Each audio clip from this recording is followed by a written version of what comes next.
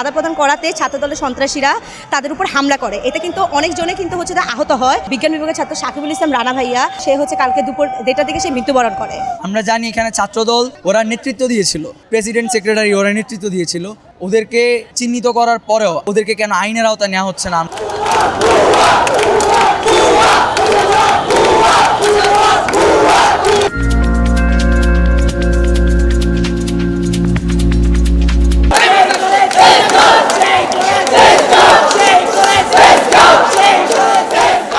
শুনেছি কয়দিন আগে হচ্ছে যে তেজগাঁও কলেজের ছাত্রাবাসে ছাত্রদলের কর্মীরা হচ্ছে যে হলের ছাদে বসে তারা হচ্ছে মাদকদ্রব্য সেবন করতেছিল। এতে হচ্ছে যে ছাত্রাবাসের কিছু শিক্ষার্থীরা তাদের এই কাজে বাধা প্রদান করেছে। বাধা প্রদান করাতে ছাত্রদলের সন্ত্রাসীরা তাদের উপর হামলা করে। এতে কিন্তু অনেকজনে কিন্তু হচ্ছে আহত হয় এবং যতটুকু শুনেছি 2 জন এখন আইসিইউতে আছে। এবং ইন্টারমিডিয়েটের 2য় বর্ষের হচ্ছে ছাত্র বিজ্ঞান বিভাগের ছাত্র সাকিবুল ইসলাম রানা ভাইয়া, সে হচ্ছে যে আইসিইউতে 4 দিন ভর্তি ছিল এবং মৃত্যুর সাথে সে লড়াই করে গত হচ্ছে যে সে হচ্ছে কালকে দুপুর 1টার দিকে সে মৃত্যুবরণ করে।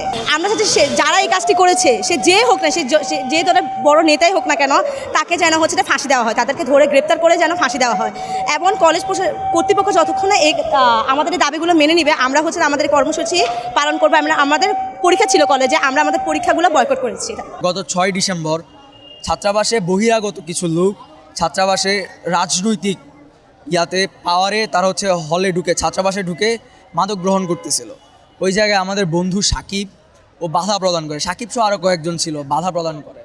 বাধা প্রদান করার কারণে ওরা হচ্ছে প্রায় অনেকজন মিলে ছাত্রাবাসে প্রবেশ করে যাদেরকে পায় তাদেরকে এলোপাথারি মারে।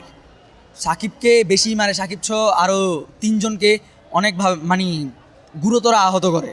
পরে সাকিবকে সাথে সাথে আমাদের কিছু সহপাঠী বন্ধুরাই আমাদের বন্ধু সাকিবকে নিয়ে ঢাকা মেডিকেলে নিয়ে ভর্তি করায়। 6 ডিসেম্বর থেকে 10 ডিসেম্বর দুপুর পর্যন্ত আইসিইউতে ভর্তি ছিল। সে হচ্ছে মৃত্যুর সাথে লড়তেছিল।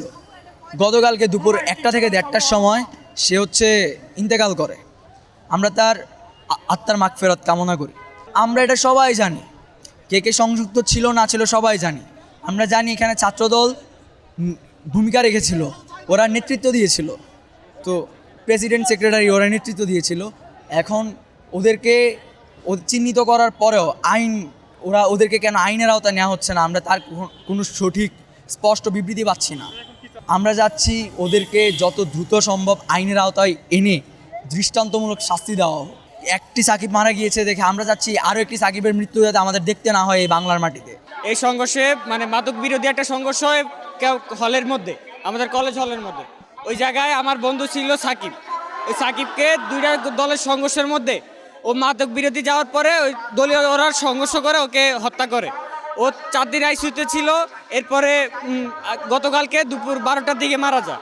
আর 3 জন এখনও আইসিইউতে ভর্তি আছে। এখন আমাদের দাবি হচ্ছে যারা এই কাজের সাথে সম্পৃক্ত তাদের ফাঁসি চাই, শুধু ফাঁসি চাই এবং তাদেরকে উপযুক্ত প্রমাণ দিয়ে শনাক্ত করে তাদের ফাঁসিতে ঝুলানো হোক। এটাই আমাদের শেষ দাবি। আমাদেরকে কলেজ প্রশাসন অতি বিলম্বে তাড়াতাড়ি জানাতে হবে যে এর একটা সলিউশন বা সমাধান আমরা চাই। যতক্ষণ পর্যন্ত সমাধান না হবে ততক্ষণ পর্যন্ত আমরা রাজপথ ছাড়ব না।